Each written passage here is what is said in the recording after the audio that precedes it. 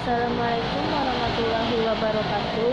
Saya Berliana Septiana, BP 19010028, akan menjelaskan materi tentang investasi, instrumen, ekuitas, dan utang, yaitu definisi aset keuangan menurut PSAK 50, revisi 2014. Instrumen keuangan yaitu penyajian aset keuangan adalah setiap aset yang berbentuk kas.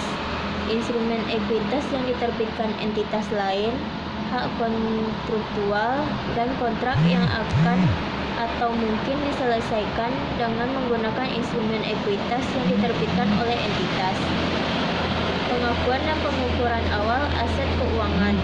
Pada saat pengakuan awal investasi, entitas mengukur investasi pada nilai wajarnya.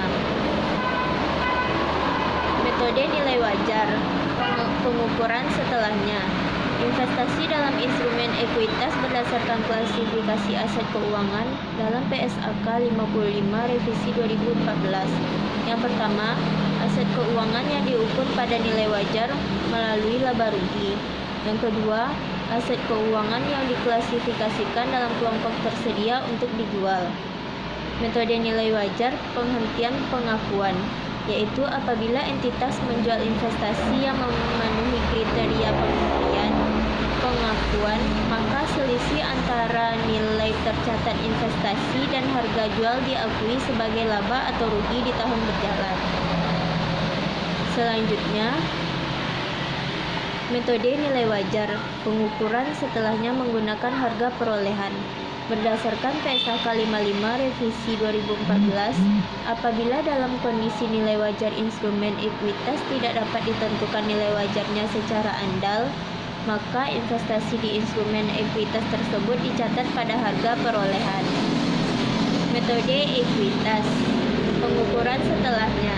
Entitas asosiasi yaitu suatu entitas termasuk entitas non-kooperatif seperti persekutuan, di mana investor mempunyai pengaruh signifikan dan bukan merupakan entitas anak ataupun bagian partisipasi dalam ventura bersama. Selanjutnya, investasi instrumen hutang. Klasifikasinya terdiri dari yang pertama, aset keuangan yang diukur pada nilai wajar melalui laba rugi. Yang kedua, investasi dalam kelompok dimiliki hingga jatuh tempo. Yang ketiga, pinjaman yang diberikan dan piutang. Yang keempat, aset keuangan yang diklasifikasikan dalam kelompok tersedia untuk dijual. Investasi instrumen utang, pengukuran setelahnya yaitu pinjaman yang diberikan dan piutang serta aset keuangan dimiliki hingga jatuh tempo dicatat menggunakan biaya perolehan diamortisasi. Selanjutnya, investasi instrumen hutang penghentian pengakuan. Apabila terjadi penghentian pengakuan, misal perusahaan melakukan penjualan investasi, maka entitas menghitung keuntungan atau kerugian yang timbul dari penjualan tersebut. Sekian penjelasan dari saya. Assalamualaikum warahmatullahi wabarakatuh.